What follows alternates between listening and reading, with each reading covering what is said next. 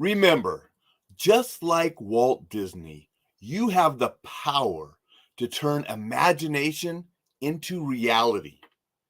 Embrace the challenges, believe in your dreams, and let your creativity soar. Don't be afraid to take that first step, for it is the key that unlocks the door to a world of endless possibilities. Trust in the magic within you and let it guide you towards your own extraordinary journey. Welcome to Coffee with Alain. We're going to talk a little bit about Walt Disney, some of the things he did, some of the things he believed, and how that can help you be more successful, achieve your goals, and make a difference in the world. I have my Walt Disney cup here. I really like this cup because it has Walt Disney and Mickey Mouse with the partner statue. You can see this statue in front of the castle at Disneyland and Disney World, in the parks. Also has the saying underneath the statue, remember it all started with a mouse. And actually didn't all start with the mouse, but boy is the mouse an important part of Disney and what became of that empire and how that empire started. In actuality, in 1922, Walt Disney started a company, a little production company called Laugh-O-Gram Films. And by the spring of 1923, after not getting paid by a couple of different clients, Laugh-O-Gram Films went bankrupt. And the summer of 1923, Walt moved out to California where his brother Roy was at. And later that year, with some financing from an uncle, Robert, they started the the Disney Brothers Film Studios. Later, that became the Walt Disney Company, and it's grown into the Disney that we know now. But in 23, it was the Disney Brothers Film Studio, and that's why they are currently celebrating the 100th anniversary of the Disney Company. It's because they started that in 23. But just think about that. He had the bankruptcy a little earlier that year. And the lesson we can all learn from that is we are going to fail. We are going to have challenges and setbacks, and we can't let those stop us. When he moved to California, he still had the optimism. He was still lively about it was going to be successful in the things he could do. And he carried that through everything. He was the optimist. He was the dreamer. He had the imagination and the belief. And partnered with his brother Roy, who was a little bit more grounded as far as getting the loans and financing and ensuring they had the money to pursue the dreams of his brother Walt. The two made an excellent team. And that's important for all of us to realize as well.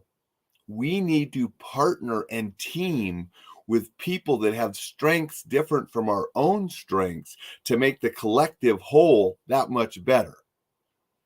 And Walt Disney was an expert at attracting great people and excellent talent to help him achieve the dreams and visions that he had.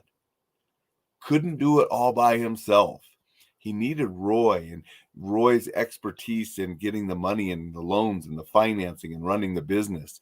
And he needed the exceptional artists and people that helped him create the visions that he had.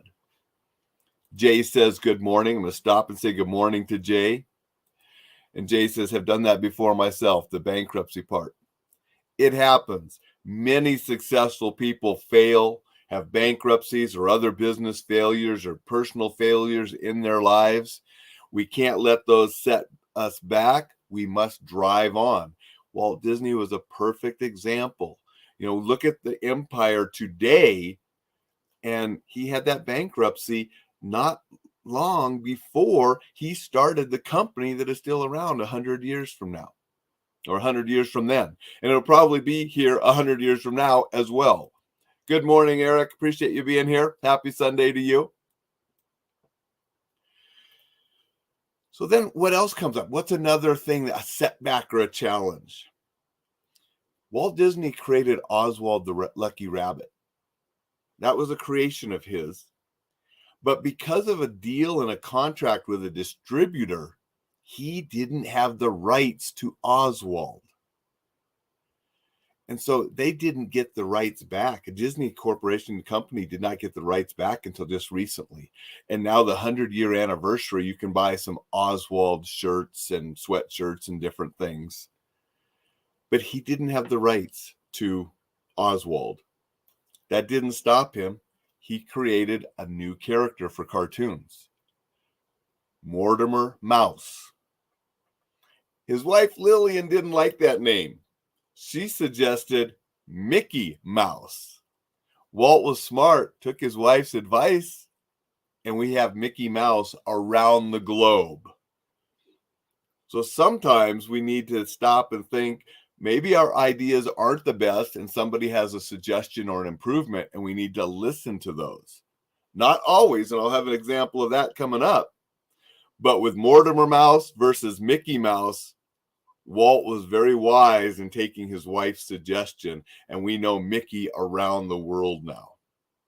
And now people are getting to know Oswald the Lucky Rabbit a little bit more because Disney has control of that character and the rights to that character now, and they're promoting some of that as well as one of Walt's earliest creations. LinkedIn user glitches with my laptop, so hi from LinkedIn. That might be Dixon. I don't have his name on there, but I know Dixon likes to tune in, so that might be Dixon. But hello, and thank you for saying hello.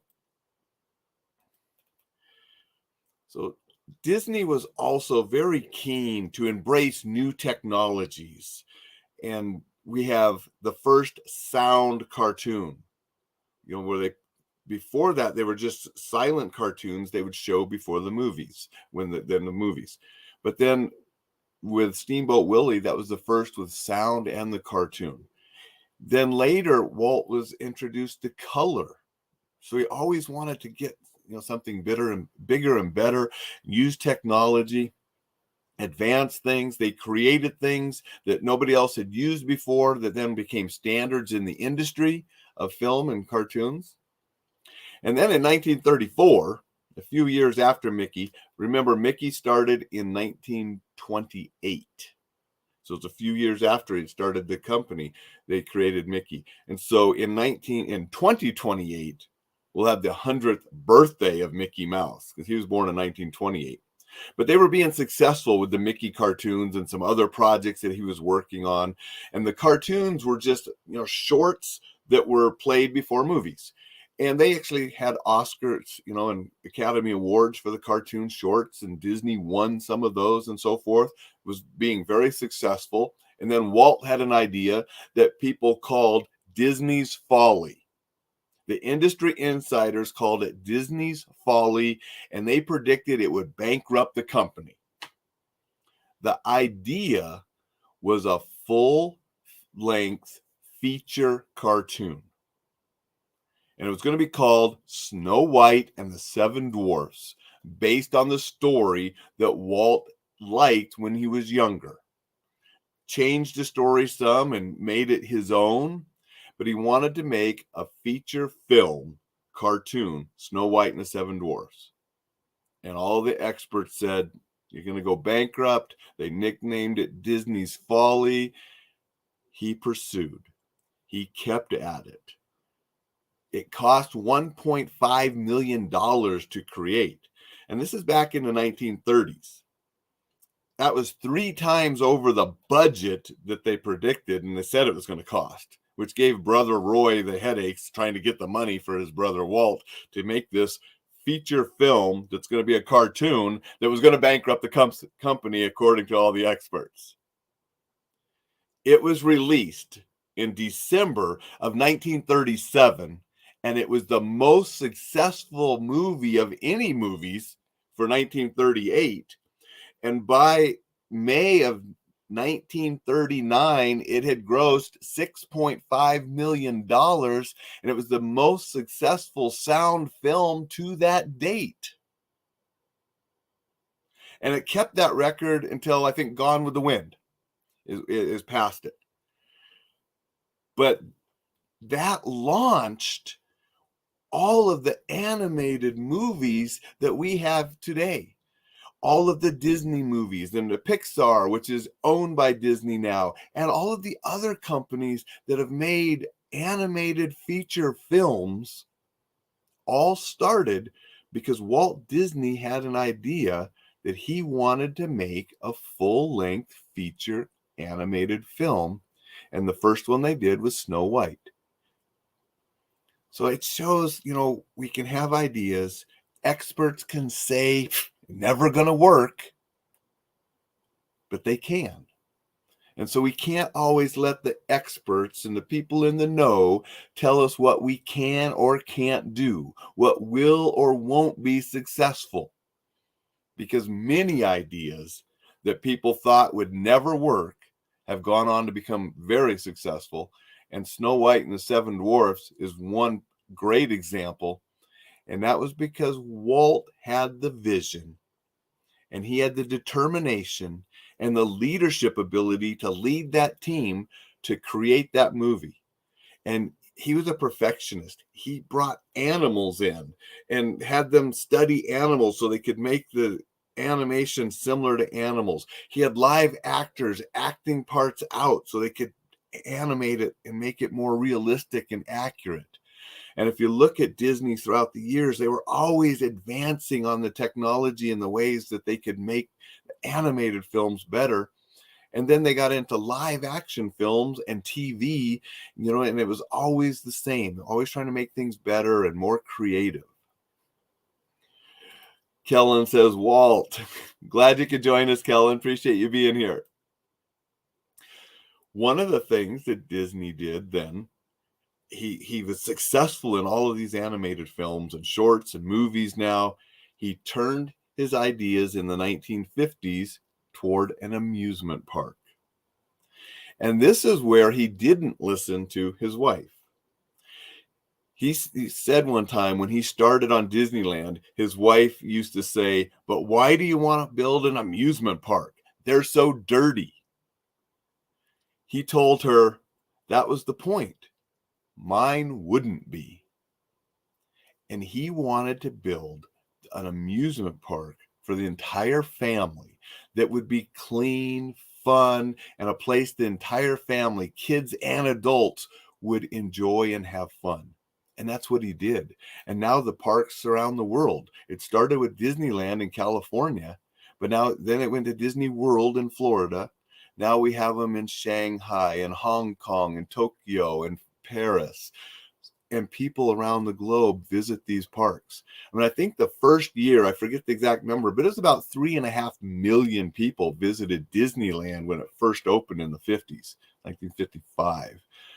And now it's probably billions of people have visited the parks globally. And I don't know how many visit each year, but it's way more than 3.5 million of that first year, right? But then he was smart. You notice the shirt I'm wearing, a Disneyland t-shirt. He went on TV because he had the TV presence to help promote the park.